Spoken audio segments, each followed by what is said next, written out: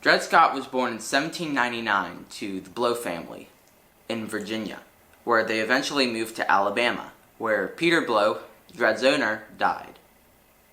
John Emerson took in Dred Scott as his own slave, where he married Irene Sanford. John Emerson was an army medic who was discharged. John and Irene traveled a lot. They went up to the Wisconsin Territory, Iowa, and Missouri. Along the way, Dred met Harriet Robinson, who he married in a very rare legal marriage. A few years after that, John Emerson died, leaving Irene Sanford with ownership of Dred and Harriet. Dred and Harriet tried to pay for their own freedom, but Irene declined every single time. Eventually, Dred and Harriet filed cases that they should be free instead of slaves because they had been to the north.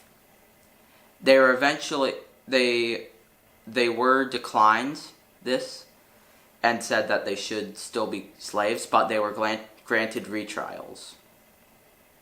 Eventually, the case made its way to the Supreme Court in 1854, where Roger Taney, the Chief Justice at the time, declared that they could not have a trial because they were slaves and did not have rights to have a trial. So they were turned back and sent to be slaves.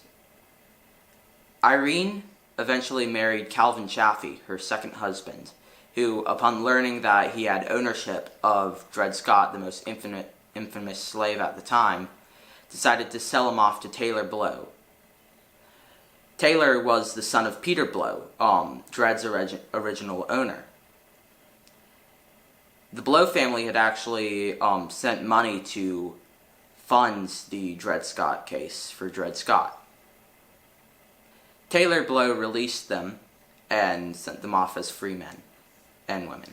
But about a year after being released, Dred Scott died in 1858.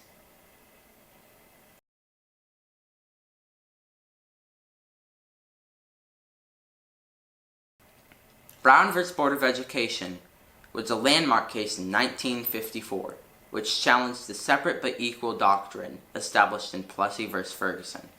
Separate but equal stated that segregation in public facilities was allowed as long as these facilities were equal. The NAACP was working against segregation and Jim Crow laws at the time, and were helping plaintiffs send in cases against these laws. One plaintiff, by the name of Oliver Brown, filed a case under his daughter's name, Linda Brown. Linda Brown was denied entry into an all-white school in Topeka, Kansas. That case was sent to a Kansas court, which it was decided that segregation was detrimental to black children, but it still upheld the separate but equal doctrine.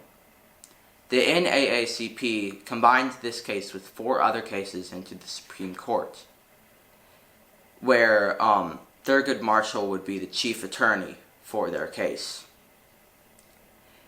A Supreme Court justice by the name of Fred M. Vinson was very oppositional to this, but before the case could make its way to the Supreme Court, Fred M. Vinson died and was replaced by Earl Warren, formerly the governor of California.